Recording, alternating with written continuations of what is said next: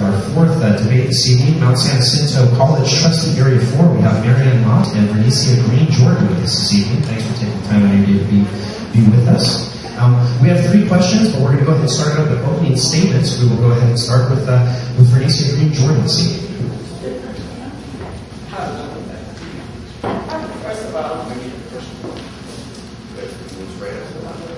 First of all, I would like to say thank you, Anne. Thank you, moderator, and thank you, citizens, for this opportunity to come and speak. I want you to know that I'm a local. I went to Paris High School, and I always say I was Paris High School mascot. So I'm quite familiar with Elsinore because, we used to, this was in the 70s. I won't tell you exactly. No, I guess I can. 72 is when I graduated, and I was a mascot at that time. And from there, I went to UCR. I graduated at UCR. I have a master's degree in severely handicapped from Cal State San Bernardino. I have another master's degree from CU, so I'm that for counseling psychology. I taught at David A. Brown Middle School. I taught at Canyon Lake Middle School, so I'm familiar with the issues that are in this area because I am local. But one of the things is, I feel we're at a critical time. It's very serious. One of the things that I'm very concerned with is that it's not improved since I was in high school. As far as I feel. I've been on the Paris Elementary School Board since 1985. And we've done a lot of great things. But we still have, my district is 93% free and reduced lunch, which means it is one of the poorest districts in Riverside County. We have the highest teenage pregnancy rate and a few other things that are indigenous to the community, and maybe you'll bring that up later on and I want to talk about that. But one of the things I'm very, very concerned about is that we cannot do business as usual. We have got to change things.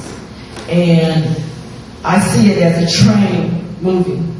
And if we don't get on this train, we're going to get left. I know the Metrolink is coming to Paris, and that's going to bring a different type of business climate. But as an educator, I'm very concerned. We're not doing the 21st century learning there, but I think we can do a lot more. And one of my schools, Good Hope, we have one-to-one iPads. And I've built 5 schools in the Paris Elementary School District, so I'm very and put a lot of technology infrastructure in. But the trade that I'm concerned about is the apprentice programs. And so a plumber can make as much as a doctor. The other thing is entrepreneurship, business development. I've been meeting with the chancellor of UCR to try to build a biotech cluster. We need some economic clusters.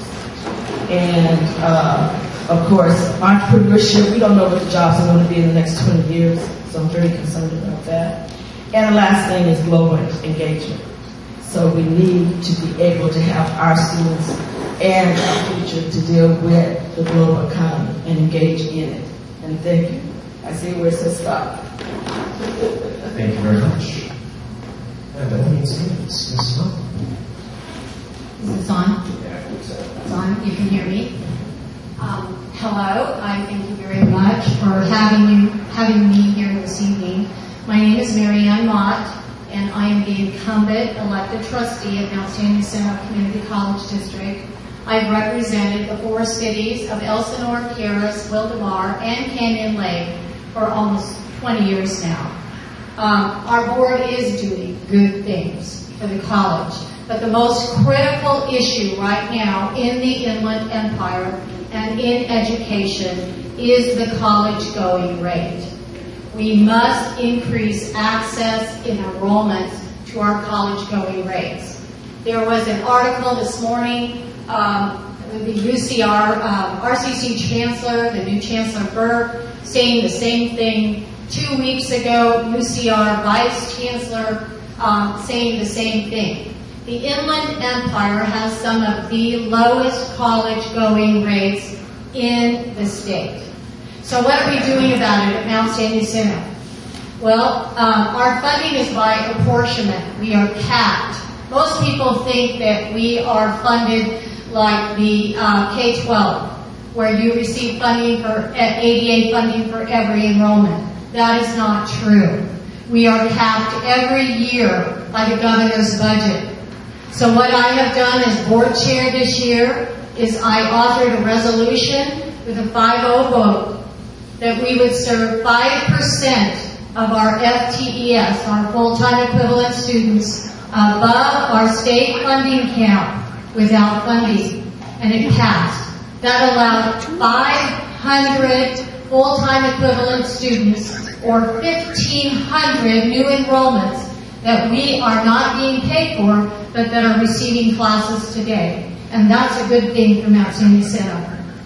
There are other things that we're doing. I am there to control administrative costs, because the lower administrative costs allow us to put more funding into our class sections for access for our students. We have to control legal fees. It's very important. The lawyers can just take you down the road. Before you know it, you spent thousands of dollars you didn't need to. And we're maximizing our facilities and scheduling too. So those are my main issues as a trustee, and I am a voice for the students and the taxpayer at Mount Jacinto College. I represent you and those students every single board meeting, and I would appreciate your vote. Thank you. Thank you very much. Okay, we have 3 questions for you this evening. We're going to start off with Mrs. Green-Jordon. Mrs. Motte on the first question, followed by Mrs. Green-Jordon. What do we need to know about Measure AA? Thank you. I'm glad that you asked. I'm known on our board as a fiscal conservative, watchdog, and tax hawk. But as board chair, I facilitated and voted to put Measure AA on your ballot this election. My reasons for that is because we are at this tipping point. Measure AA will double the college enrollments at Mount Jacinto College, which will increase higher incomes for our students, increase wealth for your communities, and make more students taxpayers that ultimately serve our communities in services. So I voted for that. Measure AA is a $295 million bond. That sounds huge. It's district-wide. It covers 11 cities and 8 high school districts, 700,000 population. So it's district-wide. We plan to do 4 distinct projects with it. We want to modernize and repair the old 50-year campus in San Jacinto. We want to complete the Menifee campus, which is 25 years old, with athletic facilities, because we have no state-of-the-art athletic facilities right now. And I have worked very hard to purchase property in Wildemar with the county. We recently purchased an 80-acre site in Wildemar, and we plan a 3rd campus there for technology and STEM students, science, technology, engineering, and math, which will have a transfer direct to UCR in those disciplines. Then we will also continue to build enrollment in our 2 satellite areas, which are in Banning and in Temecula. So Measure AA will double our enrollments, will make us the size of RCC today, 24,000 full-time equivalent students. And that is going to be a major economic boom to our economy in the Inland Empire and reducing the poverty rates that we have right now, because college educations lift those boats. Thank you.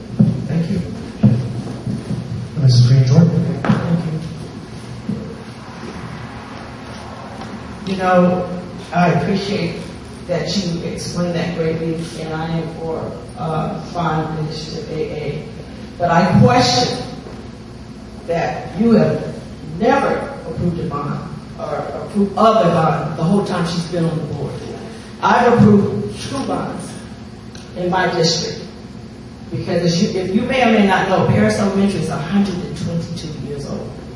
So there's a lot of infrastructure that needs to be done in order for the students to have the technology that they need to. We have one school that's like maybe almost 50 years old, Paris Elementary. So I question that. And what I question is why not? Now, from what I understand, there may be some issues that, and I don't want to, I'm trying to be as positive as I can. Some other, maybe family issues, or somebody may have a special interest in that property. So I'm just trying to tell you, I mean, I'm going to tell you what I grew up in Paris. That's what I question, okay? But as I told you, that because the last bond that was passed in my district was in June, and I supported it greatly. We got 66% of the votes. That was to build a new school, Clearwater, that's going to be a state-of-the-art school for us. So, you know, I am for STEM. I built a STEM school. Railway in my district is our STEM school. We have a charter school that we put together. It's Arts and Technology and Sport Charter School. We believe in Paris first or having choice. I believe in that as well. So I have no problems with the body issue. I just question, after all the years you've been on the board, why are you voting for the bond now? And I will definitely be for it and support it and make sure that we leverage. Because one of the things I don't think we do, not only with the colleges, but I think the Riverside County, we do not leverage our resources. I'm a grant writer, and I think we can do a lot more by building collaborative relationships with businesses, with universities. We have 2 medical universities, Loma Linda and UCR. They got $15 million for the medical school, and as well as other governmental agencies. I've gone to Washington to talk to Cano and the MIA and the other things to make things happen. So, but anyway, I support that bond initiative, but I question your motive. Thank you. Secretary Baldwin, please. Well, I can explain that yes, I am a tax hawk, and the college did try. I voted against putting 2 previous bonds on the ballot. They put the bonds on the ballot, and they failed. My reasons were specific. One was $720 million district-wide, and we did not have a master plan or a facilities plan. The other one was an SFID in the Banning area for a campus that is not state approved. So the funding formula at the state level has now changed, and it does now, we will still qualify for state funding on every project as a 50-50 match of these bond monies. But it also does require a local contribution now in most cases. So since the funding level has changed, it has made me more acceptable of a bond. And I just believe, because of the college going rate here, that if we don't educate these students, my tax money is going to go into social services. I'm a property owner, a large property owner in the district here. And I understand what the taxes are. And I'm also the watchdog for those property owners, because I'm going to make sure this bond is directed in the right ways. And I'm going to do that for you as your elected trustee. Thank you. Thank you. Do you need any Secretary Baldwin? We'll move on to the next question now. Yeah. And this has to do with the Measure AA. Yes. And what do we need to know about Measure AA? Well, she did a very good job of explaining that, and because there are older buildings, and you have to have the money to do the infrastructure, plus to building a new school, and that's one of the reasons why you have a bond initiative. So, and I think it's a positive thing, but I'm just saying again, I question after all those many years. I know she's explained that, but you know, why not? But we do need it. We do need to measure the AA. Yeah, I'm just saying, but we do need it, and I'm definitely for it. You know, I'm not going to belabor that, but we do need it, and I'm definitely for it, because that's one of the ways that you can get the new facilities and repair and upgrade old facilities is by having a bond initiative. Get it? You just can't afford it. It's just very expensive these days.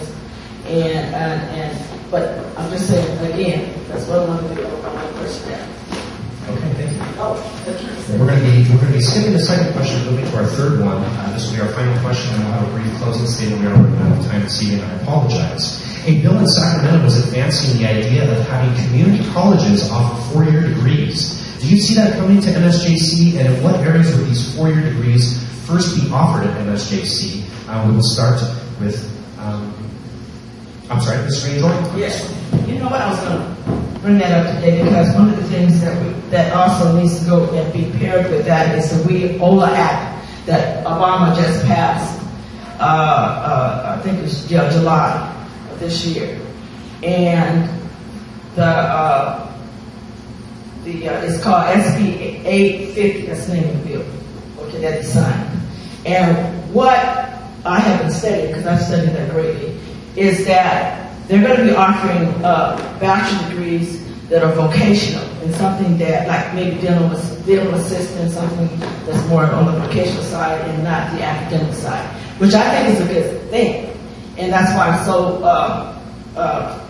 for apprentice programs, because you earn while you learn. You can get, $15 to $20 an hour while you're learning a trade. And so those are the type of degrees that are going to be there. Now, I question, because of our low attendance rate, whether or not we're going to be in line for that. I do know San Diego Mesa Community College, they're on TV. I'm going to be putting that on my website. I have a lot of videos on my website that they're going to be accessing that. It's 15 colleges that are going to be a part of that. But I'm really concerned about the low attendance rate that we have. My district, and I know it's part of the low attendance rate because my district is 93% free and reduced lunch. And why those students accessing going to community college, I don't want to go read anyway because I know I'm on a timeline. But I question whether or not we're able to do that. And that's why I'm into 21st century learning, remediation, and academics and vocational training, and the entrepreneurships, and and engaging in global the global economy and creating biotech clusters. Because one of the things that is not happening here is they have economic clusters in San Diego, they have economic clusters in Orange County, they have economic clusters in LA County, but we don't have them here. Now why? And that's the next level that I think we need to go. So, and that's why I question, I don't think the infrastructure, social or academic infrastructure that we have here. Thank you. Mrs. Motte? Yes, in regard to the community colleges possibly offering bachelor's degrees, there is presently a pilot program at the state. And there are, I believe, 10 or 12 community colleges that have been chosen as part of that pilot program. The programs that would be allowed are programs that are presently impacted at the CSUs and the UCs, which in most cases are your nursing programs. Your nursing programs are expensive programs for Mount San Jacinto College and for RCC. RCC has actually been chosen as a pilot program to offer a bachelor's degree for the RN. I was at a conference recently that presented to us that the reason for it is because in the future, most of the hospitals in our area are going to require RNs with the bachelor degree. The community colleges, the most expensive part of the education is the first 2 years, which is the clinical experience and the clinical teaching, and the next 2 years are more of the classroom teaching. So it really will not impact us financially, but it would allow the state to increase our RNs, of which we are told the future it's very important for us to do that. So that's what's going on, to my knowledge, regarding the bachelor degrees. It's mostly in the registered nursing discipline. And it's only in impacted programs that the CSUs and the UCs have no room for the enrollments. Thank you very much. And we're going to be starting with you for our closing statements. We're moving on to the closing statements because we are out of time. There's a little more time for rebuttals. I'm sorry if you can include it in a 90-second closing statement, which we will be starting right now. Mrs. Motte will be starting our closing statements. Well, in closing, I believe that I'm an experienced trustee. I have 20 years of experience at Mount San Jacinto Community College. I understand our apportionment and our funding. I'm lobbying at the state level right now for an extra metric on the funding formula that would increase the participation rate or the college going rate so that every year we could receive an additional amount of growth money to continue to increase our growth and our enrollments to meet the needs of our inland empire and to reduce the poverty rates here and to empower our economy. So overall, I'm interested in any questions that you might have. I have a website, annemotte.com, and I'm on your ballot. And I really want to see that campus built in Wildemar for the STEM technologies, because those are the disciplines today graduating with the highest salary levels upon graduation. And it's really important to lift those votes in the Inland Empire. Thank you so much for your time. Thank you. Thank you. In closing statement, Ms. Green-Jordon. Yes, one of the reasons why I'm still elected since 1985 is that my son was killed, Paris High School and Army Schools. And at that time, I could have gave up. My son has 3 AA degrees from Mount San Jacinto and a bachelor's degree in English from Cal Baptist and no job. There's a lot of students these days that do not have jobs that are, college graduates, and I just feel we need to do something a little bit different. One of the things that is going on in this area, and especially Paris, is we always are being left out of something. RCC, San Bernardino Valley College, they're progressive. And I think it's time to do something a little bit different, do business differently. As you can see, I built 5 schools, a STEM school, a 0 to 5 resource, family resource center. I helped build the family resource centers in Paris because there was a need. So, and created a collaborative Paris Valley Red Team for youth crime and prevention. So if you vote for me, things will get done, they will get changed, and we will move to the future. If the people when I went to school had to leave, they didn't have opportunities. So I have stayed here and was educated. And I think it's time right now so that we can have a future for our community, an economic future, that we create something that is more collaborative and work with the entities that are in the area, especially UCR. I've been dealing with UCR already to build a biotech cluster at that time, so thank you very much for your time. And I do also have a website as well with videos, so you can see the visual. Thank you. Thank you, Mrs. Green-Jordon. And ladies, that concludes our MSJC Trustee Area for tonight. Thank you, Mr. Elsinore Citizens Committee, I'd like to thank all the candidates for attending the candidates debate this evening. The Lake Elsinore Citizens Committee is a strong believer in educating voters on issues and candidates and feels that such forums provide service, giving an opportunity for candidates to express their views as well as Lake Elsinore citizens to hear and learn about their candidates. These forums don't just happen, they take a lot of hard work and coordination by many people. This year's forum was put on by the Lake Elsinore Citizens Committee. Special thanks to Dan Baldwin and Jeanie Corral for helping us out tonight.